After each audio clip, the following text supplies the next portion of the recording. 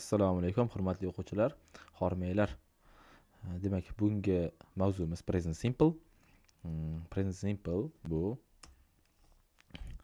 hozirgi oddiy zamon bo'lib, biz bu zamonni odatiy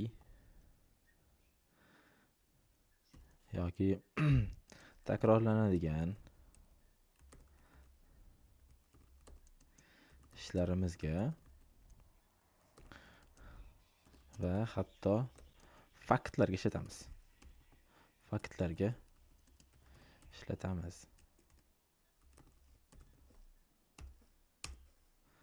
Tushuntira oldimmi? Present simple hozirgi oddiy zamon bo'lib, biz bu zamonni odatiy yoki takrorlanadigan ishlarga, hatto faktlarga ishlatamiz. Demak, qoidasi bo'yicha qanaqa?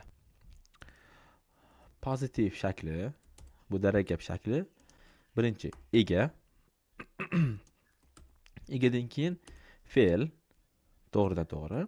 Faqat mana shu yerda nozik joyi bor. Agar egamiz he, she, it bo'lsa, mana shu tushuntirish berib ketaman. He yoki she yoki it bo'lsa, he, she, it bo'lsa, bularga fe'lda s yoki s qo'shiladi fe'lga. Tak. Mana shu joyi.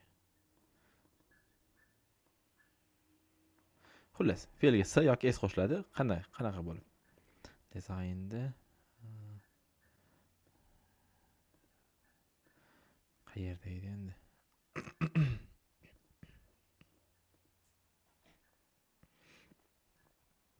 Mayli. Mana shu uchalasi bo'lsa, fe'lga s yoki s qo'shiladi. Virgulni olib ketdik.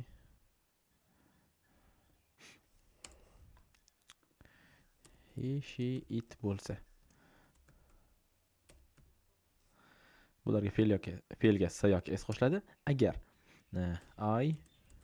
I, you, we, they bo'lsa, bularda fe'lning o'zi.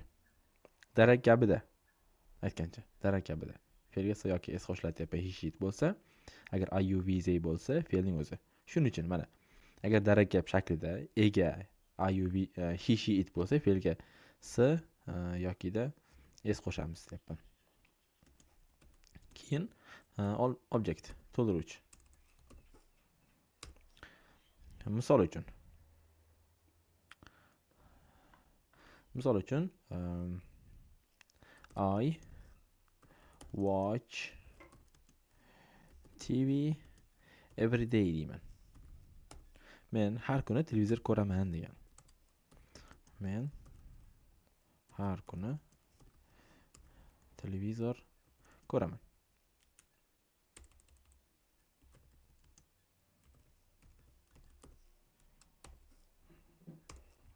Hali bu kalit so'zlarni aytib beraman hammasini. Yoki mana endi he'lisini ko'ramiz. He eats, mana fe'lga s yoki s qo'shyapman, ko'ryapsizlar? It emas, eats bo'lyapti. He eats deylik, ice cream every night. U har kuni kechqurun muzqaymoq yeydi deyapmiz. U bola deganda bilyapti, to'g'rimi? Bola har kechqurun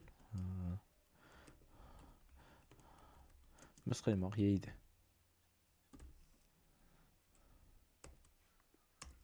Bo'ldi. Mana bu present simple ding darak gap shakli. Endi inkor gapga o'tamiz. Negativga. Negativi qanday? Negativda ega, keyin biz don't yokida doesn't degan narsani ishlatamiz. Don't, doesn't nima? Biz I, you, we, they ga don't, he, she, it. Biz doesn't ishlatamiz. Keyin fe'l va oxirida Demak, to'ldiruvchi. Mana shu yerga ham tepaga yozib qo'ysam bo'lar ekan. Bularga does bo'ladi. Bularga do bo'ladi deb. Buni bemalol do does bo'lyapti, tushunyapsizlar?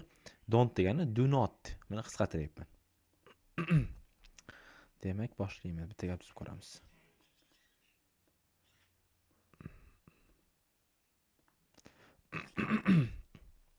Misol uchun, I don't like deylik melon.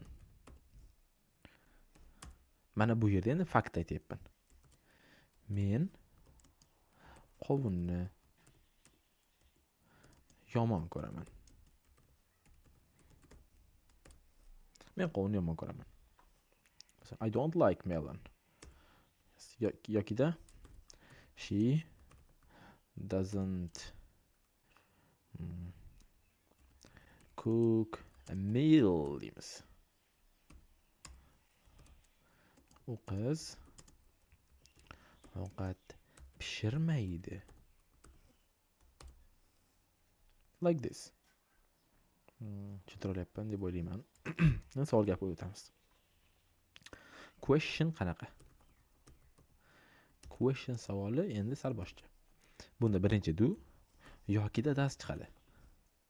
Keyin ega, keyin fe'l va oxirsida object.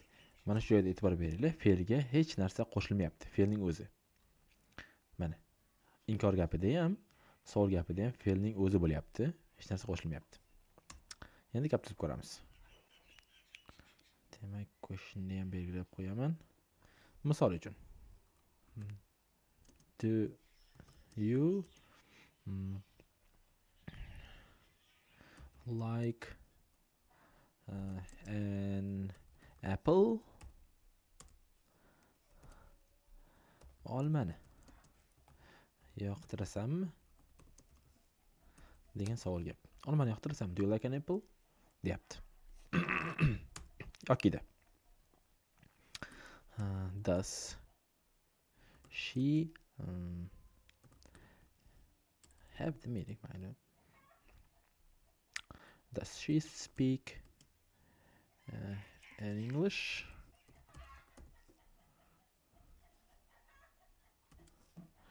En qo'yib bo'lmaydi mana shu joyda. Does she speak English? U qiz ingliz tilida gapiradimi? U qiz ingliz tilida gapiradimi? Deganday gap bo'lyapti. Tushuntira oldimmi? He, she, it ga does, you, we, they yoki I bo'lsa do. Demak, tushunarli bo'ldi deb o'ylayman. Lekin hozir mana shu yerda kal so'zlarni aytaman. Every bilan boshlansa, bundan keyin xohlagan narsa kelsa, misol uchun day bo'lsa bu kun degani, yokida morning bo'lsa bu har ertalab degani, bu every day bo'lsa har kun, every morning har ertalab, every o'zi har degani. Yoki every night deymiz, har tunda, yokida every misol uchun how can I say evening, xohlagan narsa aytaverasizlar. Yoki every week deysizlar, har hafta, yoki every misol uchun months, har oy, yoki every year, har yil. It doesn't matter, hammasi chiqib ketaveradi. Every bilan bo'lsa har degani bo'ldi. Yoki usually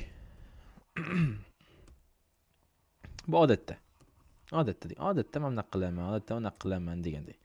Always bu har doim, yokida sometimes bu ba'zida degani. Ba'zida bo'lsa yokida often bu tez degani. Tez. Yokida rarely degani bor. Rarely yoki u ham, ya'ni barely desa ham bo'ladi. Bu kamdan kam degani. Kamdan kam. Yana qanday bordi? Never bor. Bu hech qachon degani. hech qachon mana shu kalit so'zlar bor. Bu kalit so'zlar har doim gapning o'sha I usually yoki I always deb egadan keyin boshlanadi. Tushunarli bo'ldi deb o'ylayman. Bularni mana bu kalit so'zlarni yodlab olasizlar.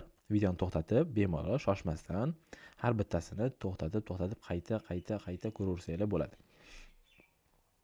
Dars tushunarli bo'ldi deb o'ylayman. Present simple yaxshiroq tushunib oldinglar. Keyingi darslarda yana ko'rishguncha xayr.